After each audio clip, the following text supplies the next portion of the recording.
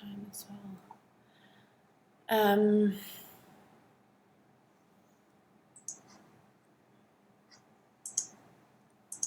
I think that will work.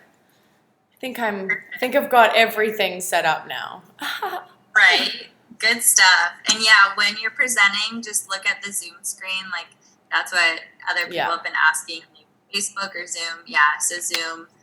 And then you can see the gallery view and see who's joining in. And we're encouraging like chat, like message in the Zoom chat. So feel free to take a peek at those as they come in. Okay. Well, I'm gonna have to like make it small because I have like some slides so that I stay on track. Oh yeah, perfect. No worries. That's awesome. Yeah. Okay.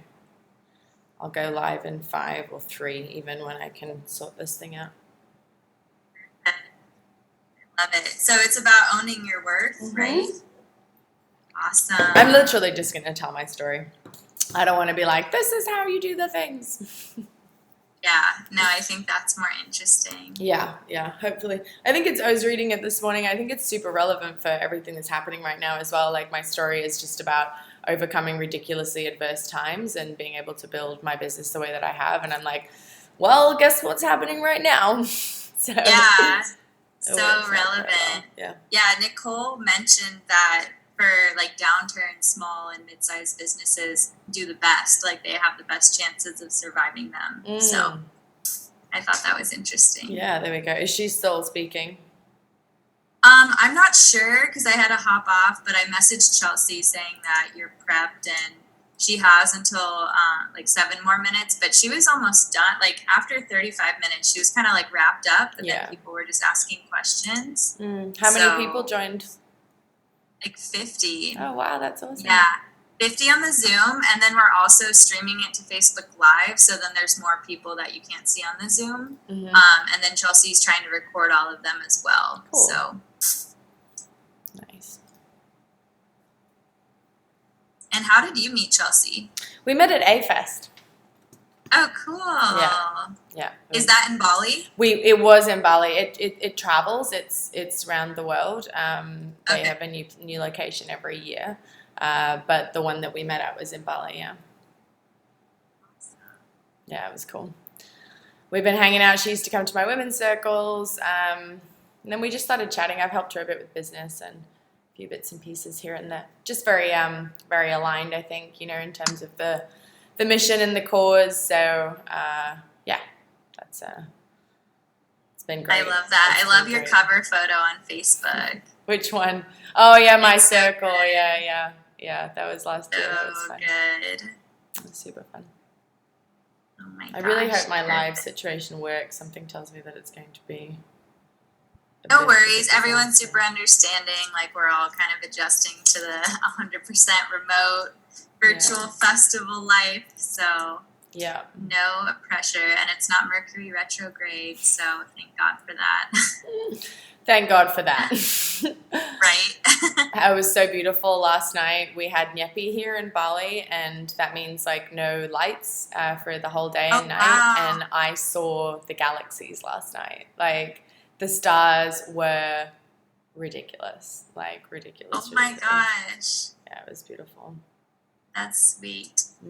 Cool. So we have 5 minutes. If you want to go Facebook Live, just remember, once we have your Facebook Live and I can see it, then I'll just sign off of this waiting room Zoom, and then we'll hop on the festival link. And then when you join that meeting, you'll be muted, and so Chelsea will introduce you at the top of the hour. Where's the link? Yeah, so the festival link is the one that I chatted you. So it's the one ending 4440. The one you shared, that's going to be the festival link. Okay. So I can send like 4440. Got it. Okay, great.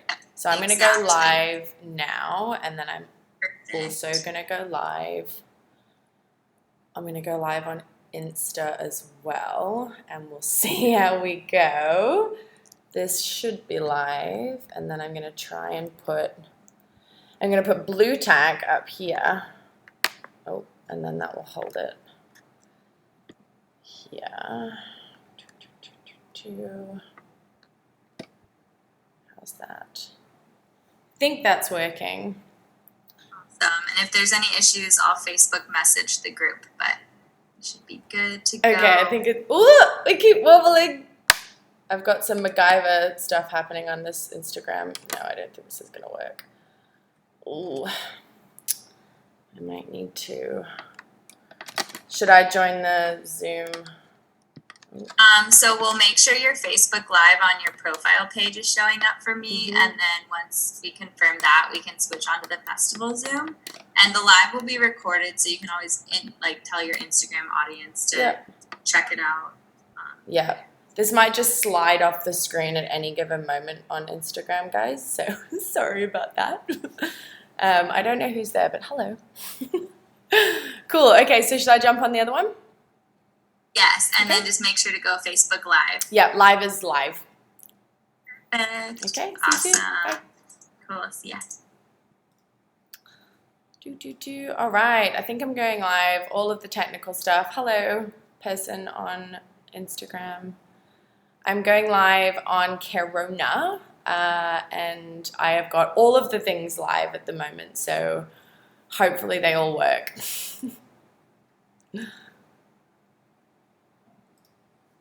And I'm just getting frustrated, and I don't know how to quell their dysregulation, and not be affected by it, and also not kind of ease them into love. Yeah. So something really powerful piece of awareness in that sharing. And thank you for sharing this with me. Relate to what you shared. Is that in the trouble that you have identifying other people's needs, you feel frustration. Yeah. This frustration is actually speaking to a need that you have. Oh, cool. Hi, Marcel. We cannot seeing Marcel really live be in on service to someone else's needs. Instagram. I haven't spoken to you in ages. We used to be colleagues together. That's super cool. Hi. So, and that's and that's human survival. It's actually intelligent that we're designed this way, because it means that we have to put our own oxygen mask on first. Yeah. All this. So the first question I would ask is to myself, if I was in your position, is what is my need? If you're on Instagram, guys, I'm just waiting for my slot to become available on the So, for example, it might be, I feel really overwhelmed because I feel like so many people are needing from me right now. Yeah. And if that's the case, how do you articulate that? And only you can be a leader in that. So it's about going back to these people and saying, okay, I really love you and I want to be with you. I have some needs right now as well. And my needs are, I need you to, if you want to have a conversation with me and have me support you, I really want you to ask my permission first. And that's a boundary that I have. And we can organize a time that I can probably be present with you, because my need is to prioritize my own health and my own mental well-being as well. Okay. And to be a leader of that, and to not just, when we allow other people to tread on our needs constantly, and we're not meeting our own needs, and this is a whole webinar just waiting, guys, for my what starts slot. to happen is our boundaries are getting violated again. I've never gone live on Instagram before. Boundaries are violated is we become really reactive. We go into self-defense, and it's not actually possible for us to access the capacity to choose love in these moments. So I would start by identifying. You could journal on it. What am I needing? What's underneath this frustration? And then how do I communicate this to people? And just a fine print. People might not like what you have to say, but you go to kids. And that's okay. That's okay. What's up, Matt? Reality. What's up, Matthew Higgins? Actually used to relating to you in this way. Yeah. Right? So you've always been. Just gonna turn the volume down. That is not always there. It doesn't matter what you need, because you haven't heard. What's up, Matt? What's going on? What's up, Marcel? And there was someone else there, and I don't know who they were, but I'm looking forward to sharing this with you all. I don't know if you guys know what I'm doing on Instagram. I'm about to go live for a CAREona online festival, and I'm going to be talking about owning your worth. So I'm just going to be sharing my story, and I'm about to go live now. So Matt's asking how the atmosphere is over here. It's really chill in Bali. We're very lucky. I'm kind of quarantined in paradise, so that's pretty awesome, and I feel pretty blessed to be in that situation. Would probably be going for a surf today if I wasn't doing this right now, so that's pretty cool. Marcel said not much, I have no idea, but I can't wait to hear it. Thank you for your vote of confidence. So authentically, consistently, and I know you're doing 100 things at once, literally taking over the world right now. I see you, and I appreciate your leadership, and appreciating you taking the time to speak to the 30 of us on this call. It means so much. Thank you for doing what you're doing. I fully support you. Thank you so much. See you in the Love Out Louders community. Yeah. Everyone take a look at that community. So for those of you that are part of the festival, which I assume all of you are here, we have another speaker, and then we have a sound healing tonight. So we have Ella with us today. Ella, are you available? Are you there? I'm here. Hello. Amazing. Awesome. So Ella is going to be speaking on owning your worth. So Ella is a marketing and business coach, and she has a unique gift in personal transformation. She has built up many online businesses, and she's actually originally from Zambia, which is in South Africa? Central Africa. Central Africa. Yeah. We'll just go with Africa. That works. I'm not precious. Yeah. Amazing. And today she's going to be talking about owning your worth, knowing your value, marketing your business online. I'm sure a whole bunch of other things, helping you understand your unique gifts. So a few of us on the last call kind of brought that question to the surface. This is where we can really dive into that. They'll talk about powerful boundaries, getting clear on what you want. She'll go into all of that. So with that, I'm going to go live on Facebook, and you can go ahead and begin. Nice. Well, I'm super excited to be here. It's really early in the morning here in Bali. It's like 8 a.m. My Instagram, I've got Blue Tack holding my Instagram live up on my phone, so that might just fall off at any stage. Sorry, guys. Had to do a MacGyver this morning. So I'm really excited to be here. Hi, everybody. I'm assuming most people are over in the States, so it's probably quite late. Hopefully, I can hold your attention for a while, and then everybody can boogie afterwards. Thank you, Chelsea, for inviting me to be part of this. I'm just really excited to share with everyone today. Originally, when Chelsea and I got together, I put this conversation together for us to talk in International Women's Week, and that was kind of what inspired the conversation around owning your worth, because it's something that I know the women in my community, and obviously it's part of my story as well, has been a big part of the journey. What's super cool is just, how this is so much more relevant now than kind of, it was before. And I just really want to share my story today. I'm not going to sit here and be like, do all of the things. I just really want to share my journey and my experience, and just talk about how I've made the transition to positioning myself in high value and kind of owning my own worth. But before I jump in, I just want to have a quick conversation around what that means. The whole owning your worth. This isn't just about money and finance. I think we all know, everybody on this call and everyone watching would know that, owning your worth is so much more than that. It's not just about money. It's about, understanding your place in the world and really valuing and loving yourself. What I do want to talk today about is how that can position you in a way to attract, financial abundance and position yourself in high value in your profession and career. And I think that, as we're heading into, and we're already in such uncertain times, it's more important, than ever that you're able to understand your value, because you need to be able to create confidence right now so that you can, positively move forward in what is completely unprecedented and really challenging times.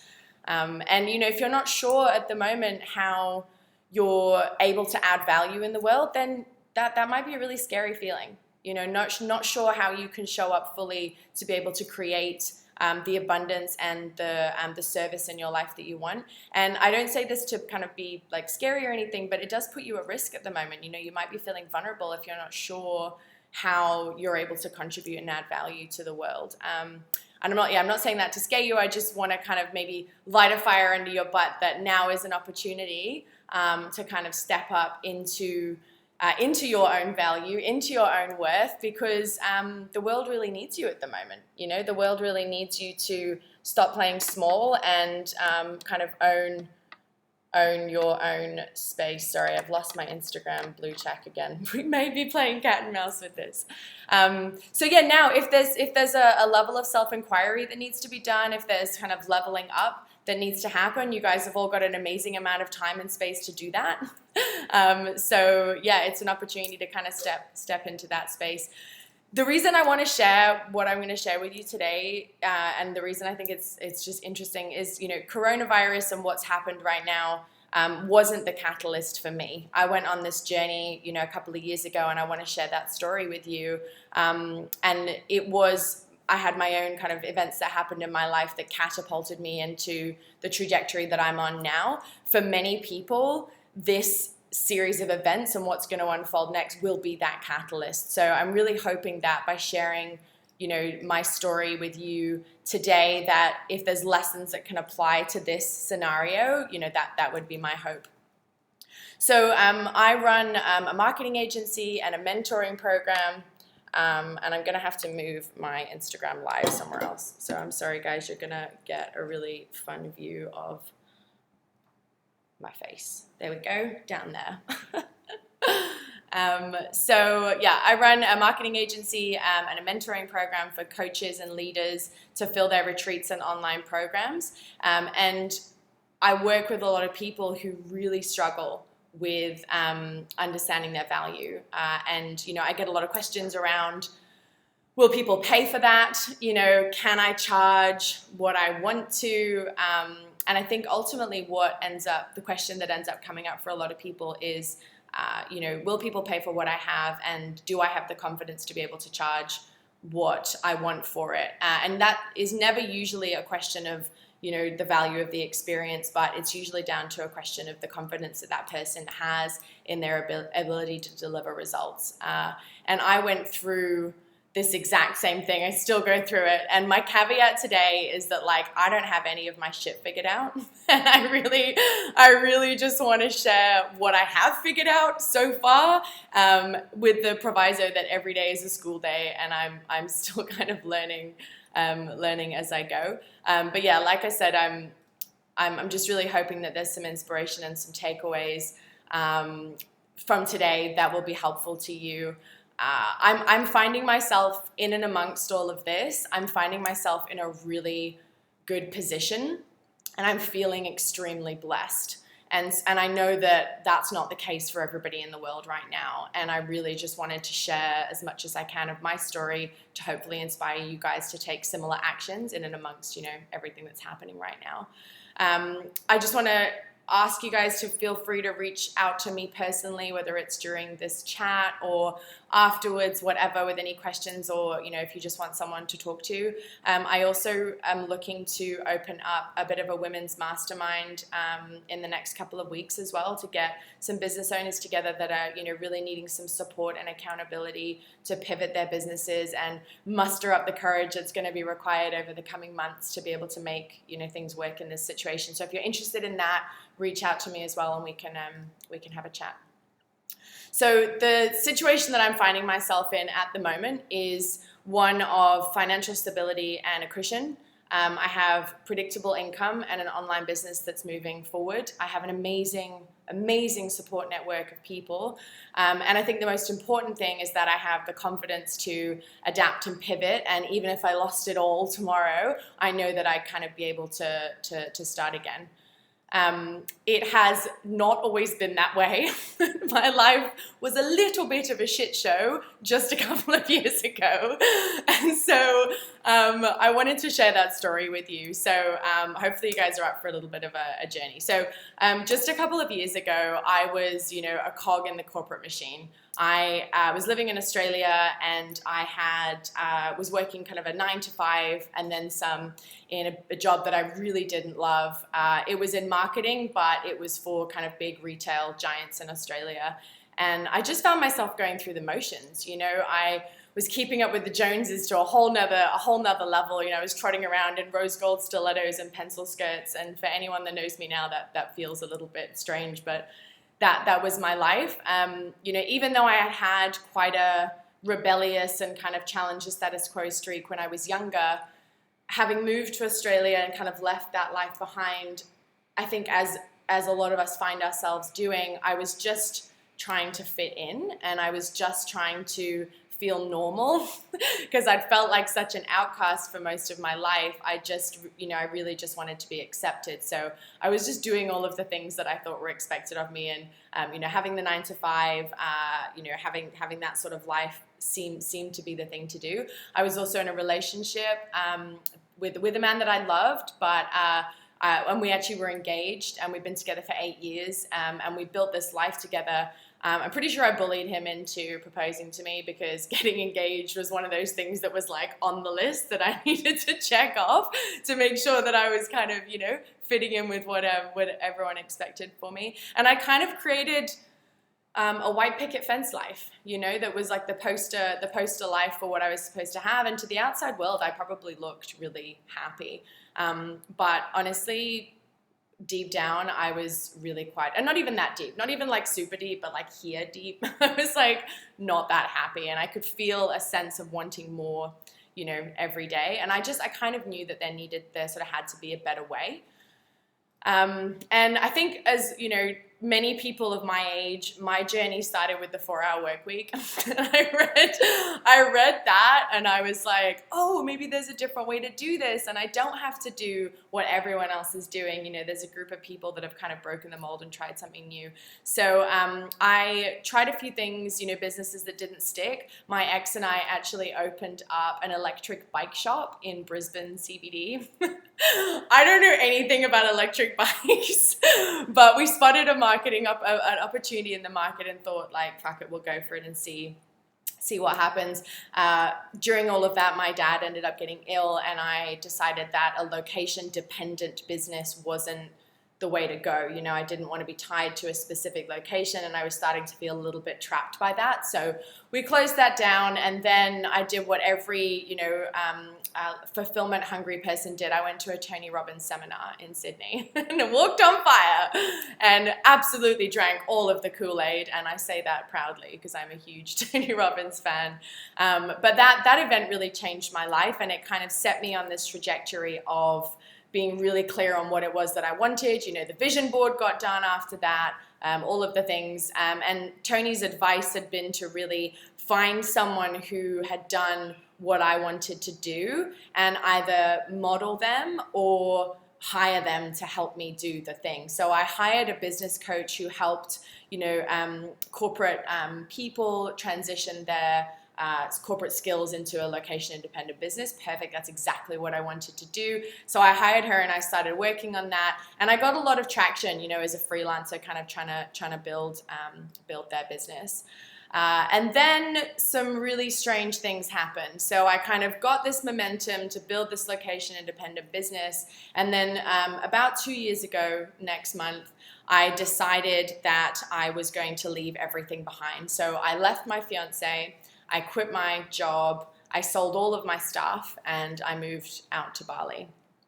And I call like that part of my life, I kind of unplugged from the matrix, because that's really what it felt like doing. Leaving my fiance was, up until saying goodbye to my dad last year, was the hardest thing that I have ever had to do. And it required a ridiculous amount of courage. And I had to grab that from a place that I didn't know I had.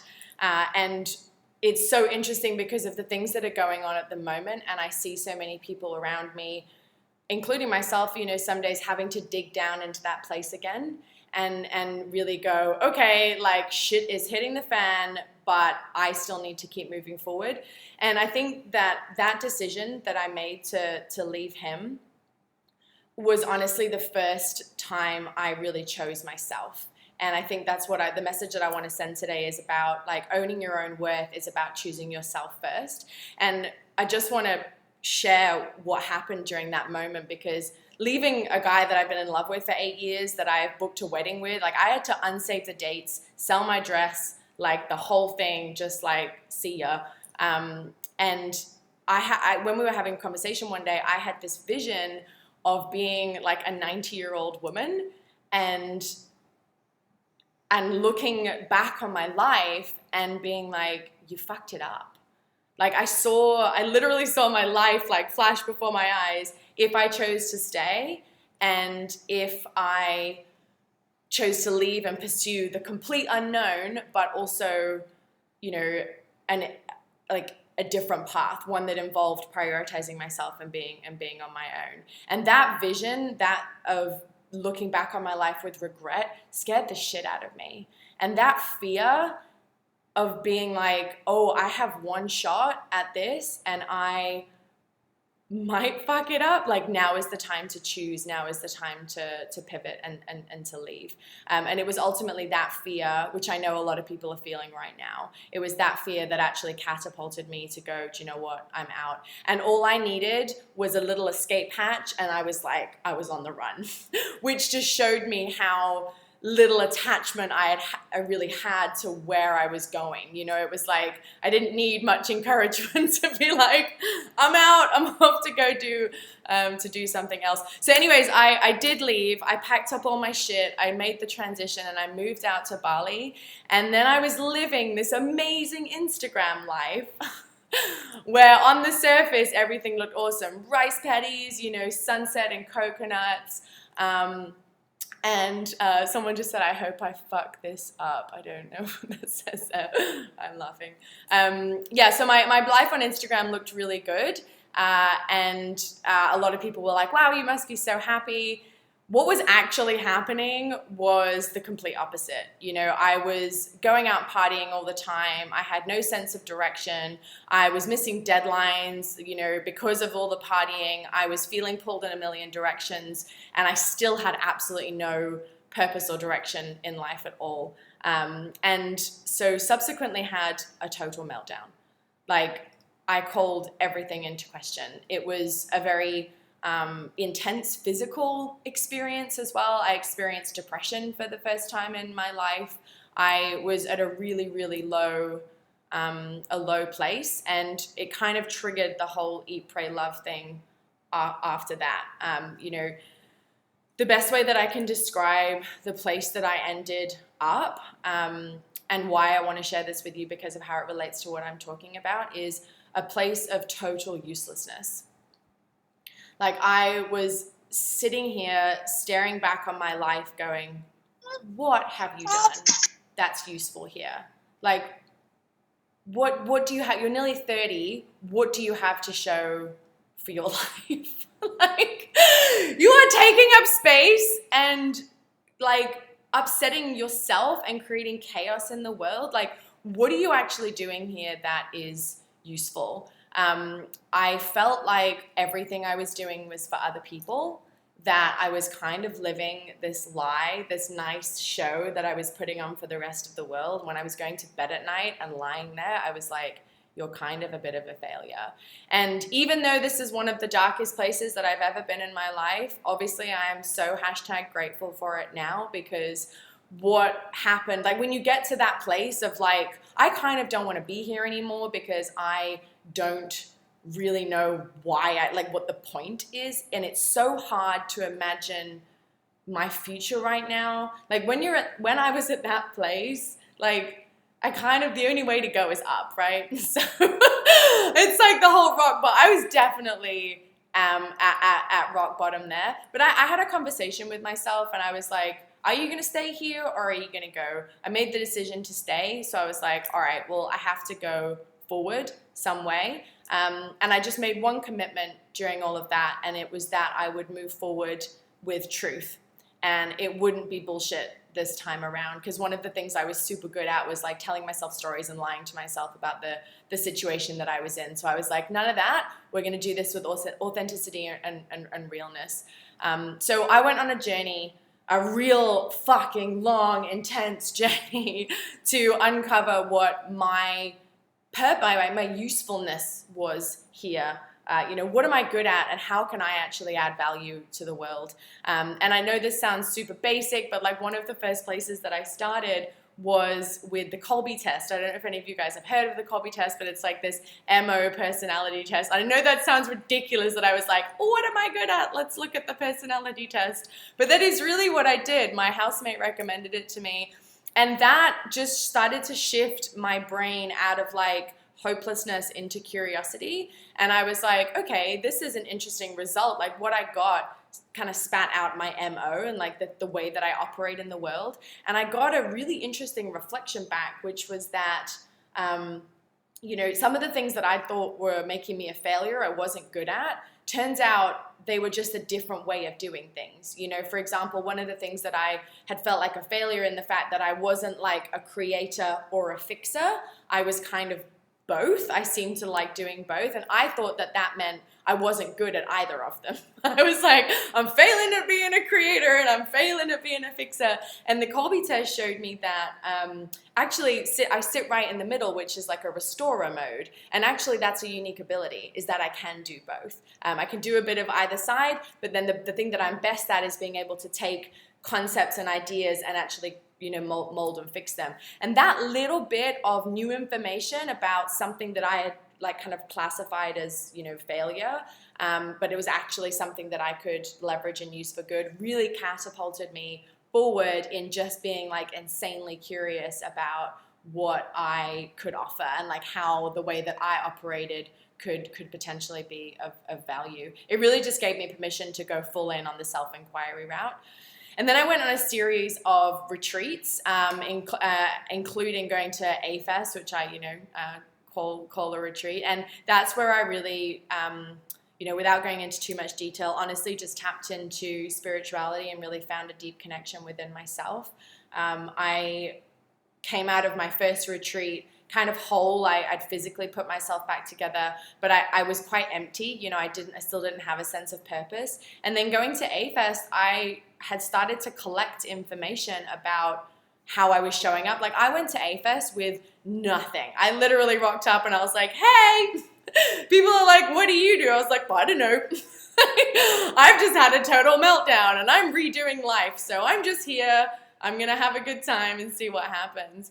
And that was awesome. I started to get some really great feedback from people. I was making these amazing connections with people, and someone was like, hey, you're really good at storytelling. Someone was like, oh, I love that you're able to be so vulnerable and kind of not care about what people think. It really gives me permission to do the same. I seem to be inspiring people, connecting people, and that I was like going home at the end of every day and like writing that stuff down. I was like, okay, today we'd be told we're good at storytelling. And I was kind of creating and curating this list of like how I was showing up just by being me. And one of the most amazing realizations that I had was that these soft skills that I had kind of honestly not even considered as like valuable, I just thought were like part of my personality. They were the things that people were kind of telling me were adding value to their lives. And it was so funny because most of my life up until that point, I'd been focusing on my hard skills, like what does my resume say that I've done, what qualifications do I have and what have I done in that space? And actually it was like the flip, these soft skills that we all like, take for granted, like, the things I just mentioned were suddenly really important. So that was a huge moment for me for learning. So I came back from these retreats and I'd spent a lot of my savings, by the way, doing all this. I didn't get left in a great financial situation after my breakup. So I was like, I need to make some money now. Like, it's really great that we've been on this whole journey, but like, I got to make some cash because I need to live here in Bali and stay.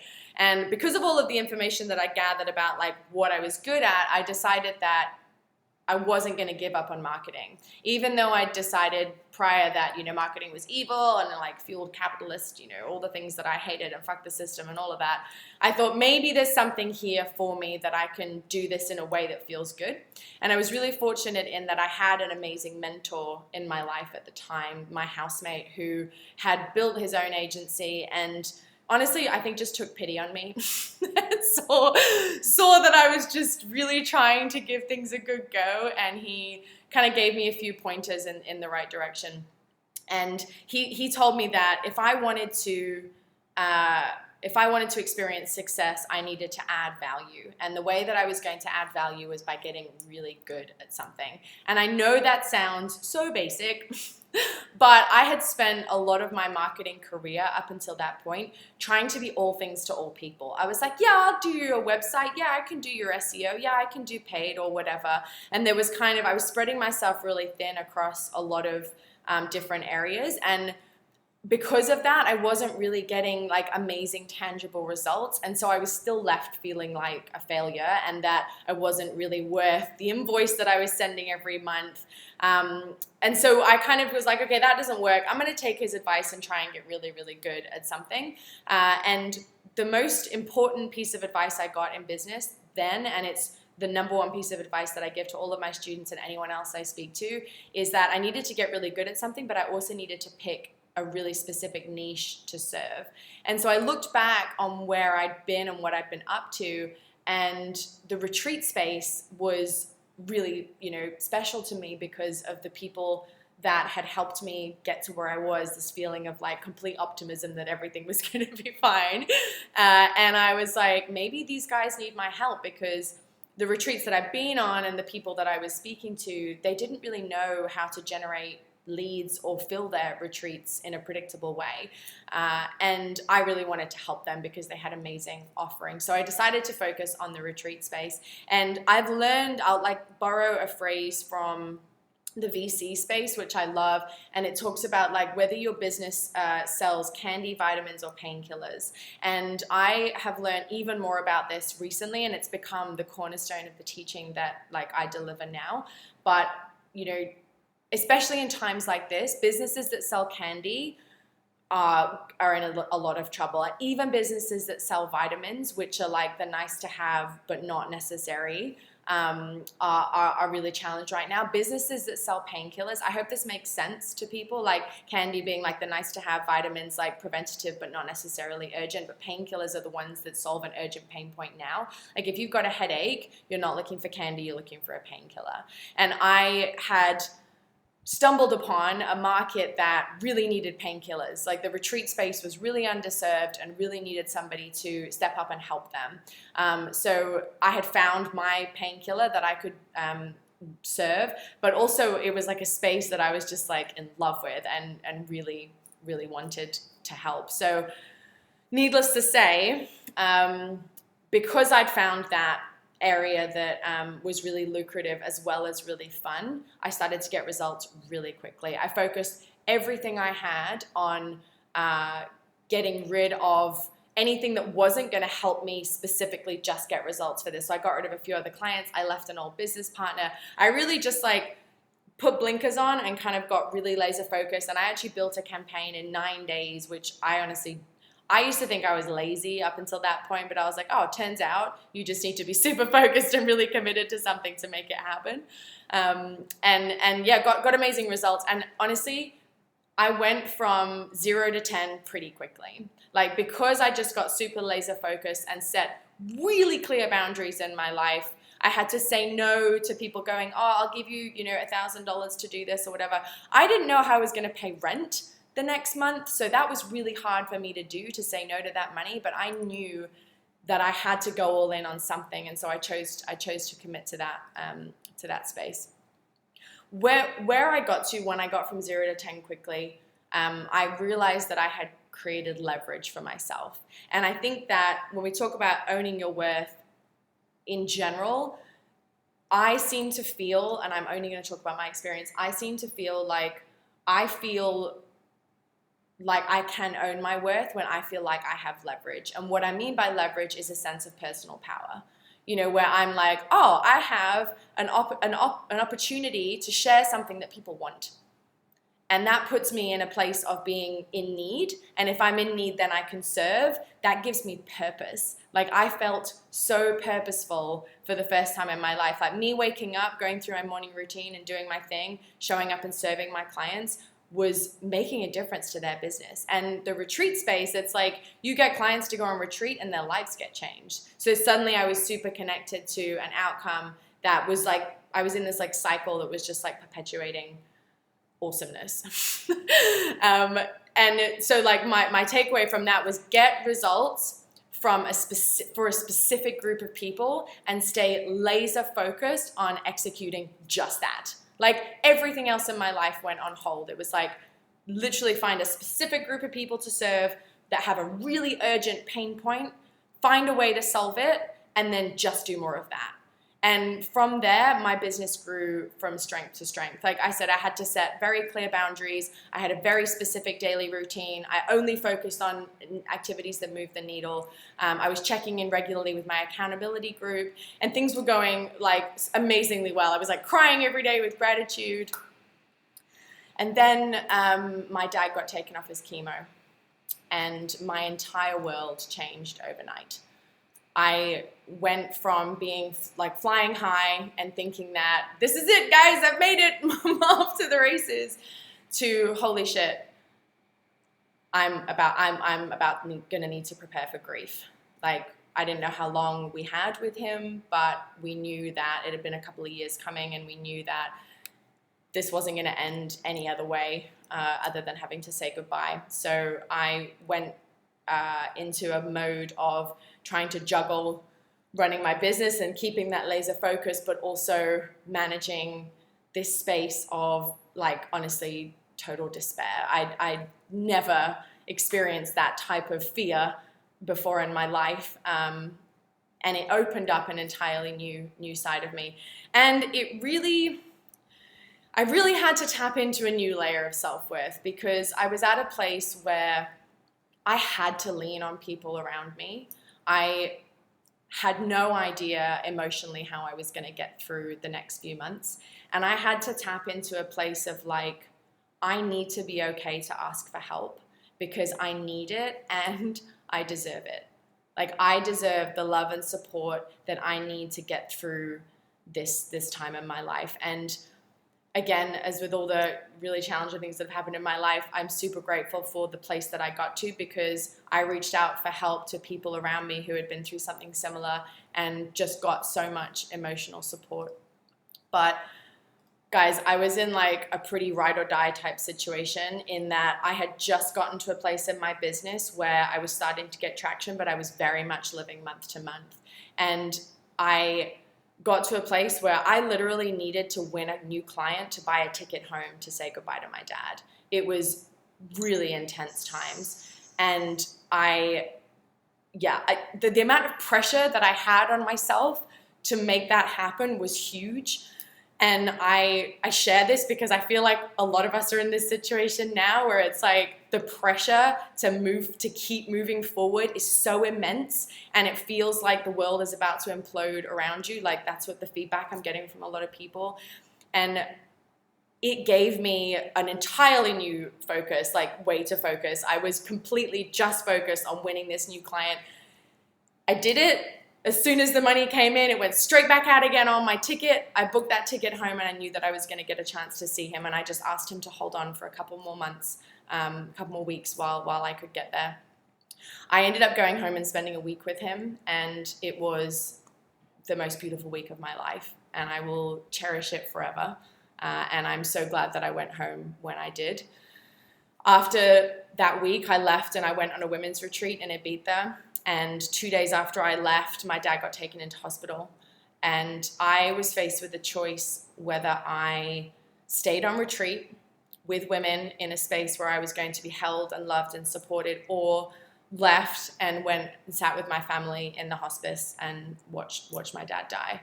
And like, talk about tapping into your needs. Excuse me. I sat with my mentor who was there at the time and listened to what was coming through for me and just really tried to be present. And I knew that I needed to stay. I knew that I needed to, if I was to have any chance of moving forward in a way that was going to set me up for life and I wasn't going to be traumatized by this and was going to allow me to serve, I needed to stay and look after myself. And that was really hard to do, to say to my whole family, guys, I'm not going to be there. I'm not going to be there when he dies. I'm going to stay here and I'm going to stay in this space. That was really hard to do. It was definitely a decision just focused around doing what was best for me. So I stayed. And then the next day I got an email from my client that I just signed up who had basically said, we know that you're working with a competitor. We don't want you to. We need to talk about what's going to happen next. So after this has happened, I'm like, okay, now I'm going to lose these 2 clients. So now I don't have any income. I felt like the rug had been pulled out from underneath me. And I remember going to bed one night in the retreat being like, you fucking kidding me? Like, really? Like this, we're back here. And this feeling of like hopelessness was like creeping back in. But I got a phone call from a friend who was just like, hey, you're around, do you want to talk? And I was like, yes, I want to talk. Like right now, I really need to talk. And luckily she helped get me out of that space. I want to keep moving forward because the reason I'm sharing this, just courage in the face of adversity, to keep moving forward. I just think this is so relevant to what's going on now. I left the retreat, flying to Amsterdam to meet one of my clients. And while I was flying from Ibiza to Amsterdam, my dad died while I was in the air. And I landed in Amsterdam, but I didn't find out until the next day. And I was supposed to be meeting my client that next day and negotiating a contract that would essentially be how I would survive for the next few months while I got through this. So I got the call, and I was in Amsterdam in a cafe on my own when I found out that he had died. And I had the afternoon to spend with myself and call my family and all the rest of it. And then I needed to sit down and structure a contract. Sorry. Excuse me. So I just kind of had to stay focused on doing that one thing. I put this contract together, and the place that I went to was like, put something together that's going to make sure that they say yes. Because you're so desperate right now in terms of what you need that the only thing that matters is a yes. So I put this contract together. I thought it was okay, and it was definitely going to be what I needed. I sent it off to my mentor, who sent it back to me and went, no, ask for more. And I was like, what? Like, oh, I'm so afraid. I just really need them to say yes. And he was like, why are you devaluing yourself right now? Like, just because you're in this situation doesn't mean that the work that you're going to provide and the value you're going to provide is any less valuable. And that was a huge learning experience for me. And it just took me straight out of this place of scarcity into abundance. I was like, if this guy has faith in me, I need to have faith in myself. And so I put this proposal together. I got on the train the next day, and I've never felt so sick in my life. Like, I was sitting there and I was having these waves of anxiety just come up, and I was like, what if they say no? Like, I'm going to have to move in with my mom. Like, I can never go back to Bali. Like, this like apocalyptic scenario was like playing out in my mind. And I tapped into a place the only place I knew, which was to go into my body. And I started dancing on the train. And I was sitting in my seat, just like moving my body because I was panicking. I literally had nowhere else to go. All this energy was like all up in me. So I just did that, and I managed to ground myself into this place of like barely holding it together. I got in, I spoke to the guys, I negotiated this contract, and in a 20-minute conversation, my entire life changed in terms of I went from complete uncertainty and fear about the future to a contract for 6 months that was going to be not only change my level of security, but also be with work that I was going to really, really enjoy. And again, I was in this moment where I was like, cool, this is really good, but I don't know what I'm going to do for the next month. And this little voice inside of me was like, ask for what you want. So I did. And I was like, hey, do you mind if I have the first month's retainer up front? And I was so afraid to ask for that because I was like, oh my God, why would you do that? But I did it, and they were like, yeah, sure, that's fine. And within a few hours, I had my first month's retainer in my bank account, and the entire game changed. And I learned so many valuable lessons during that experience about not letting a place of scarcity, fear, dictate how I positioned my value in the world, and how I should still always ask for what I want and need.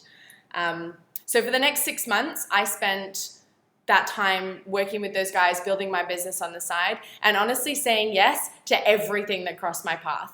Now that I had realized how valuable my services were, I was like, everyone wants a piece of me, and I'm going to say yes to everyone because it feels so great to be needed and wanted like this. And I ended up spreading myself massively too thin. And again, found myself in this cycle of, not meeting expectations, feeling like a failure, letting everyone down. And I was like, what is even happening here? How have I ended up in this place again? I couldn't believe it. And I ended up meeting someone who just really offered me some reflection. I've gotten really good at not doing this alone. I know that I'm sometimes my own worst enemy in my mind, so I just share with everyone that will listen. I'm like, and people love being helpful, and if they can help you, they will. So that was a big lesson for me. And this guy I was talking to, he was like, it just sounds like you've spread yourself too thin. Maybe just dial it back a little bit. And I was like, oh, what? I couldn't understand. But I did it. So I got home that day from the surf trip, and I fired 3 clients, and just decided to wind the whole thing back. And all of this weight just got lifted, and I felt like I was in a space where I had just said yes to the things that I wanted to do and no to the things that I didn't, and realized that money wasn't really the reason that I was saying yes to them. I was saying yes to them because I wanted to feel wanted and needed, and that was more important. So there was a huge lesson there for me. And something that I really want to share is that I tried to grow my agency business by trying to do everything. And it's become really clear to me over the last year or so that I'm really good at a specific set of things, and I'm also really not good at another specific set of things. And if I try and do all of the things, then I'm going to fail. And so I've decided to move my business in a direction that allows me to just focus on the things that I'm good at. And I talked earlier in my journey about uncovering what my gifts are and how I can serve in the world. Anything other than that, I have to stay away from, because I'm honestly definitely setting myself up for failure. So it was kind of, the last few years has been expansion, contraction, kind of oh, I'll do all the things. Oh, don't do all the things. Oh, they're going to serve everyone and say yes to all the things, and then kind of contract down in that way. And so now my business is pivoted. Rather than just being an agency, I realized that the way that I could grow was by focusing on that small part of my agency that I loved and that I was good at, which was honestly working with clients, coming up with exciting strategy, coaching and providing business and marketing support. So I launched a group program, and I partnered with someone who could do all of the things that I was terrible at and that, I hated. Found a really beautiful balance there. Had to talk myself through the whole, why can't you do this on your own? Are you not good enough to do this on your own? No, I just really want to make sure this happens. So I need to partner with someone that can help make this happen.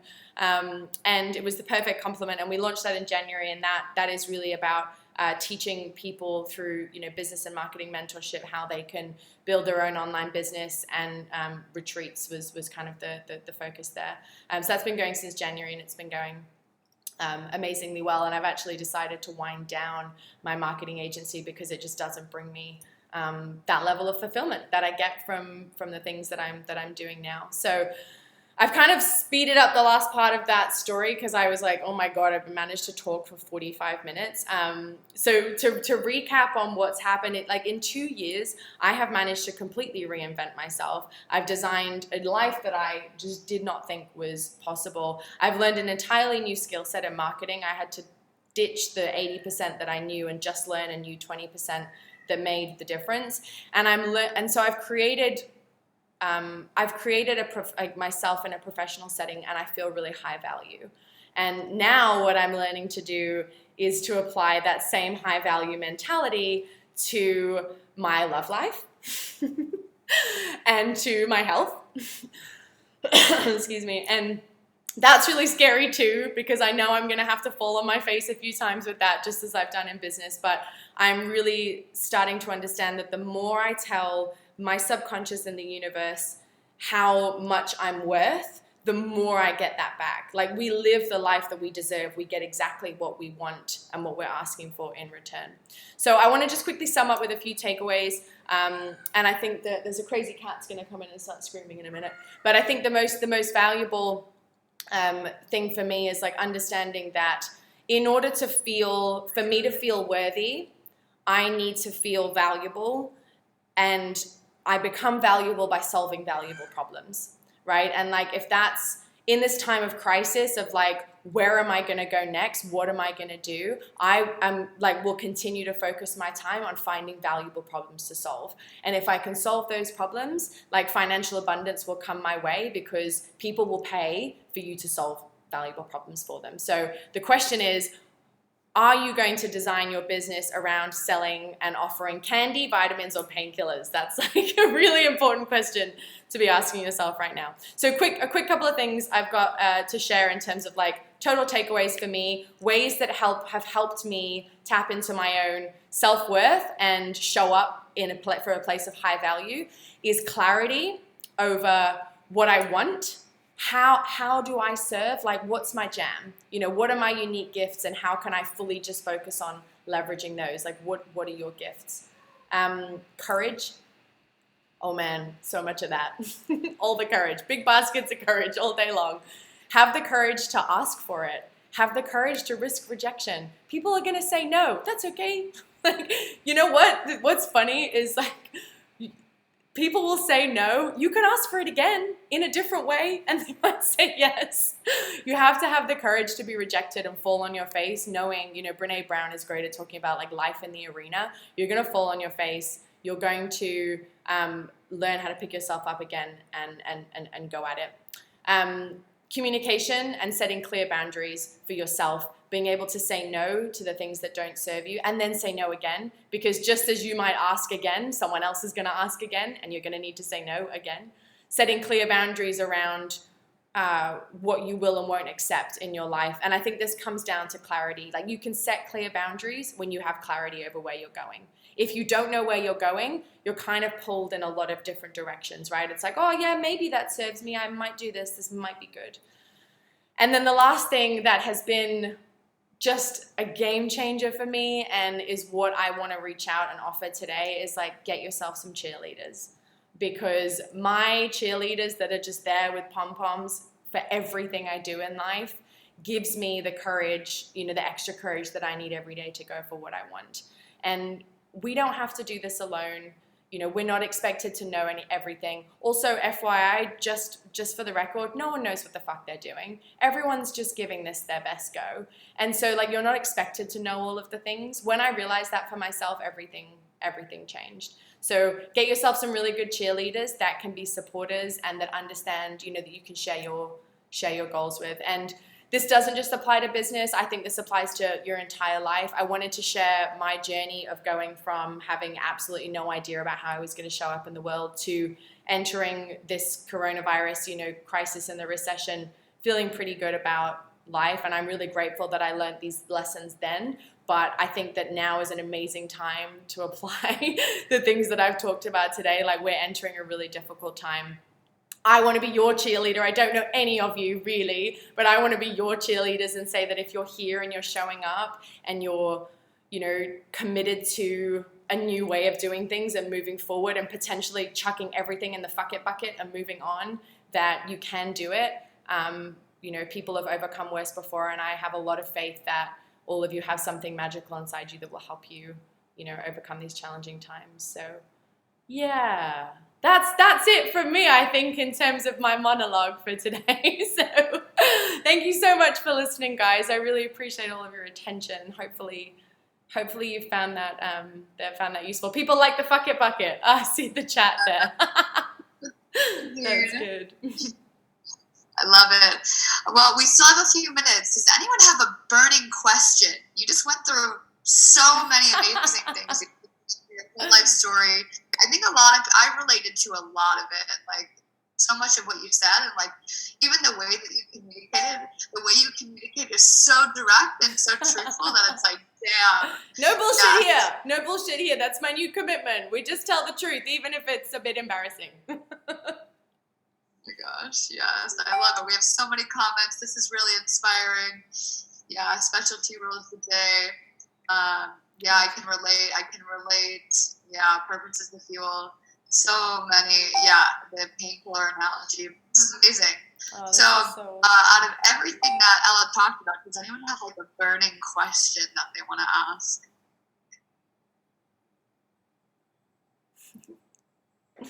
Radio silence.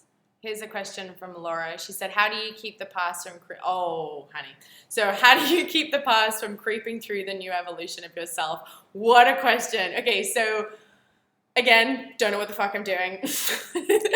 The way that I am managing this is I think honestly, like as much acceptance as possible for the fact that actually the past is going to continue to creep through. But it doesn't mean that I'm going backwards. And I'm probably going to take a couple of steps forward and then a few back, and then a few forward and then a few back. But as long as I'm moving in the direction that I want to be going, like I know I'm a woman as well, and I'm very aware that my life is cyclic, and there's going to be summer and there's going to be winter, and it's not all going to be roses. I read a really great book called Peaks and Valleys, which is all about the ups and downs of life. And so now when I experience like an old trauma coming up or something that's preventing me from, you know, being like you and excited about life, I'm like, what's the lesson? And I read a really great book recently. I wanted to recommend 2 books today. One is Rising Strong by Brene Brown. That has been really helpful for helping me to understand that gross, shitty, horrible things are still going to happen. Like my life is never going to be rid of those things. And actually they make for really good stories. So it's like when you're in the midst of the shit, when stuff from the past keeps like coming up, it's like I'm rewriting a new chapter of my story, and it's going to be really juicy when I get to the other side of the transformation. That's really helpful for me, and just like, yep, this is just part of the ride, and I'm never going to be perfect, and I'm always going to continue to fuck up, but I need to love myself as much as I can throughout that, you know, and accept that I'm just doing the best that I can. The other book that I really wanted to recommend for anyone who has trouble asking for what they want or understanding the best ways to negotiate is called Never Split the Difference, and it's by Chris Voss, and he's like the world's like best hostage negotiator. He used to work for the FBI, and it was like mind blown. I have adopted so many of the strategies that he's talked about, and the first thing is just like clarity, like get clear on what you want from a negotiation, whether it's like negotiating, you know, whether you like putting your kids to bed or, you know, getting the best deal on something, or negotiating a contract, whatever it is, like negotiation, we enter into so many on a daily basis. It's a really amazing book that I would definitely recommend for being able to keep your, you know, your self-worth levels high when you're going into a negotiation. Laura, I just saw your message. I'd love to chat. Reach out to me and we'll have a chat. I'd love to hear your story. What does my morning ritual look like? It looks like stretching, like some yoga. I do some breath work. What do I do? I stretch. I do a little workout. I have a booty band, one of those fabric resistance bands. My friend runs a company with that, so I use that. Get my heart rate up. Do my breath work, and then I dance every morning. I dance until I can feel positivity, optimism, hope, all of the things, and then I take my music out of my headphones, I put it onto my speakers, I brush my teeth, I have my shower, and then I get my day going. And I literally want to make sure that I'm like walking down the stairs like this every day. And some days I don't. Some days I don't walk down the stairs like this every day, and that's okay too. Like the main thing is that you show up consistently for yourself and just do it anyways. Like the days that you don't want to do the meditation, the breath work, those are the days that you should do it twice as much, and I've had to learn that the hard way.